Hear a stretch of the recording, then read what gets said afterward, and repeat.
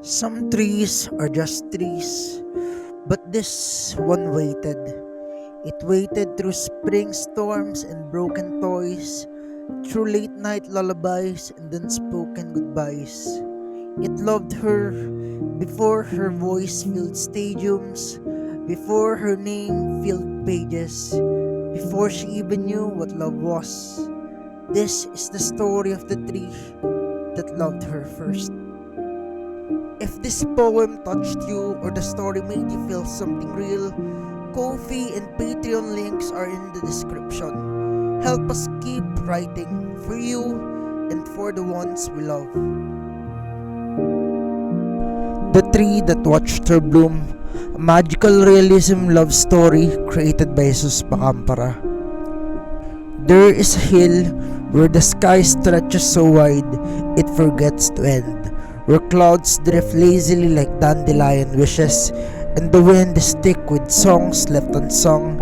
And on that hill there lives a tree, not just any tree, but one planted with love, nourished by laughter, and rooted in memories. She was planted by a girl named Yongsun, but the seed was given by a boy named Jess.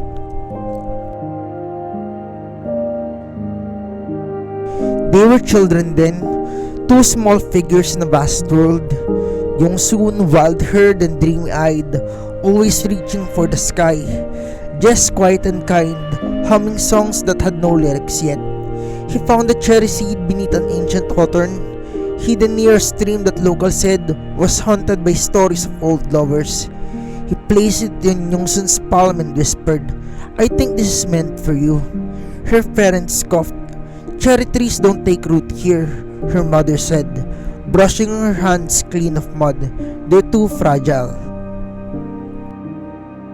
But Jess taught her how to plant it anyway, how to press the soil with tenderness, how to water it, how to sing it, because he believed, no, he knew that songs helped roots grow. That night, Yongsun wrote in her journal, "One day I'll sit under you and sing the songs I haven't written yet." The cherry tree was born quietly. She drank rain from Yongsun's joy. She soaked up the warmth of Jess' guitar strings and lullabies. In the spring, she offered soft pink petals. In the summer, she opened her leaves wide to shield Yongsun from the sun. In the fall, she caught her tears. In the winter, she waited, but she couldn't give fruit. She watched other trees produce apples and berries, but she, despite all her effort, could only give flowers. Would Yongsun ever be proud of her? Would she leave when the world offered more? She was afraid. The tree didn't know how to speak like people, but she felt. That's when Yongsun brought the bonsai, a miniature cherry blossom in a ceramic pot, delicate and shaped by love. "Your husband," she teased. But the tree believed her, because the bonsai sang.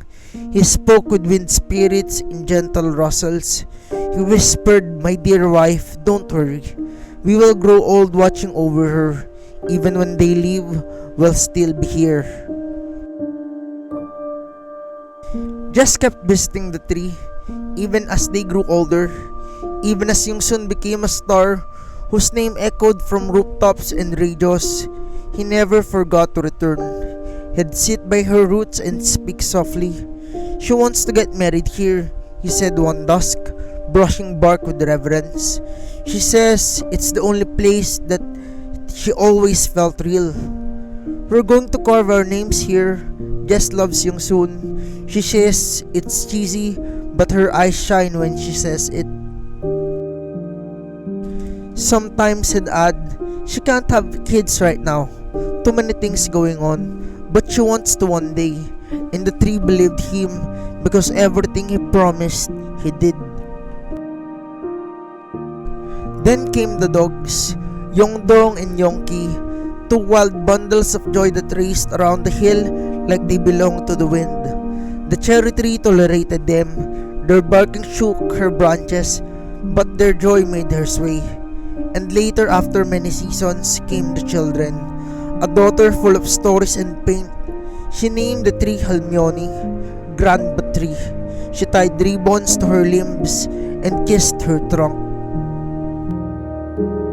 The son, stubborn and sensitive, he never said sorry out loud, but after every tantrum, he'd return and slide a note into her roots.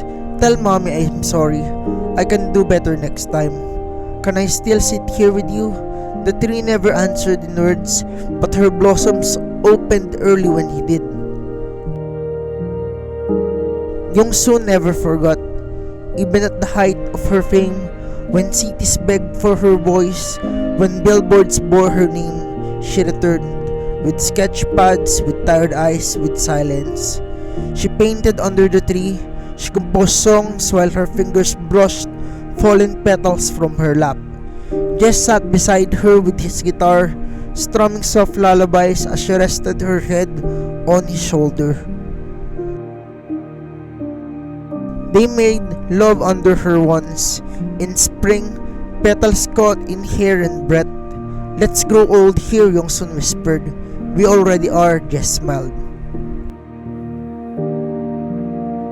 The cherry tree was more than bark and leaves. She had been planted on a ley line, a sacred place where love once bloomed and was lost too soon. In another life, Yongsun and Jess had loved each other, but never had enough time. In this life, the seed found its way back to her. And when Jess and Yongsun grew old, they returned to the hill, not as performers but as lovers. They were buried beneath her roots, hand in hand. On their gravestone, she was the sun, he was her song. And still every spring, the cherry tree blooms. The dog's grandchildren bark at the breeze.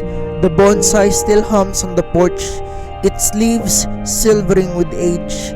The children come to picnic, to sing, to cry, to remember.